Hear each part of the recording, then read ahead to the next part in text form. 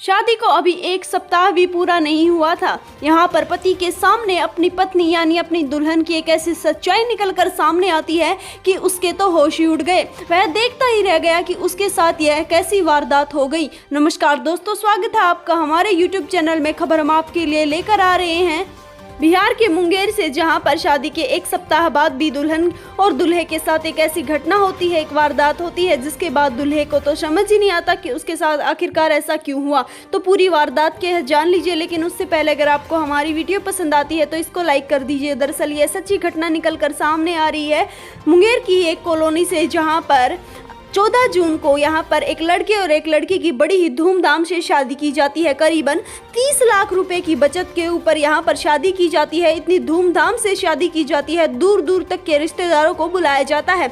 यह सब कुछ होने के बाद यहाँ पर 16 जून को रिसेप्शन भी किया जाता है। इतना बड़ा ग्रैंड रिसेप्शन किया जाता है, इतनी बड़ी शादी की जाती है। यह सब कुछ होने के बाद हम आपको बता देना चाहते हैं, यहाँ पर दुल्हन का नाम मोना बताया जा रहा है और दूल्हे का नाम विवेक बताया जा रहा है। दोनों की शादी भी रजामंदी से हुई थी। मोना ने शादी से पहले ही विवेक को देख लिया था और उसके लिए हामी भी भर दी थी। विवेक ने भी मोना से पूछ लिया था कि अगर तुम इस शादी के लिए खुश हो या नहीं, जिसके पश्चात भी मोना देखने में काफी सुंदर थी, जिसके चलते यहाँ पर लड़के के घर वाले भी इस बात के लिए राजी खुशी मान जाते हैं। बता देना चाहते हैं कि मोना के पिता ने भी दहेज में काफी पैसे दिए थे, काफी धन दिया था, अपनी बेटी को गिफ्ट के तौर पर काफी गहने भी पहनाए थे।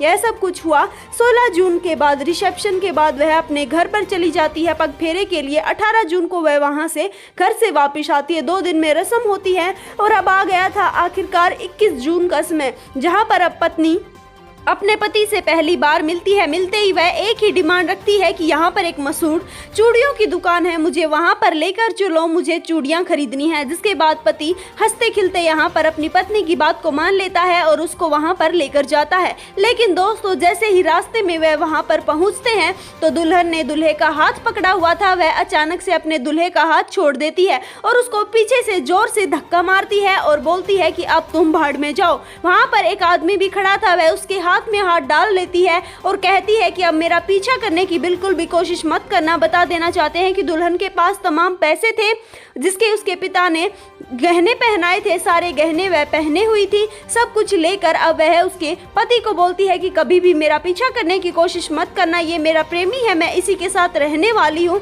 तुम्हारे साथ तो मुझे शादी ही नहीं करनी थी। यह सब कुछ सुनकर दूल्हे के तो होश ही उड़ जाते हैं। तभी पास में एक स्कॉर्पियो खड़ी थी, जहाँ पर वह जाकर दुल्हन बैठ जाती है और अपने पति को बोलती है कि भूल कर भी मेरा पीछा करने की कोशिश मत करना। जिसके बाद दूल्हे को समझ नहीं आता कि उसके साथ अचानक ये क्या हुआ। उसकी नई नवेली दुल्हन उसको यूं बीच सड़क पर छोड़कर चली गई। वहां पर अनेकों आदमी खड़े खड़े यह सारा नजारा देख रहे थे। वह जैसे तैसे करके अपने घर पहुंचता है और अपनी मां को आकर सारी बात बताता है कि दुल्हन ने उसके साथ भरे बाजार में यह सब कुछ किया है। जिसके बाद दोनों माँ बेटा पुलिस स्टेशन जाते हैं और रिपोर्ट लिखवाई जाती है। यहाँ पर लड़की के घर वालों का अभी तक कोई भी जवाब नहीं है। उनका भी यही कहना है कि हमारी बेटी का कोई अपहरण करके ले गया है, लेकिन यहाँ पर युवक का कहना है कि उसका अपहरण नहीं हुआ है, सरेआम वह अपनी मर्जी से स्कॉर्पियो में बैठकर गई है। पुलिस का कहना है कि उन्होंने इस मामले में कंप्लेन लिख ली है, इस मामले में जो भी कार्रवाई होगी हम जरूर से जरूर करेंगे, लेकिन इसके बारे में एक बार महिला से भी बातचीत की जाएगी। हालांकि दोस्तों, आप क्या सोचते हैं, क्या दूल्हे के साथ गलत हुआ या फिर दुल्हन ने अपनी मर्जी कराकर सही किया? आप हमें कमेंट में बता सकते हैं।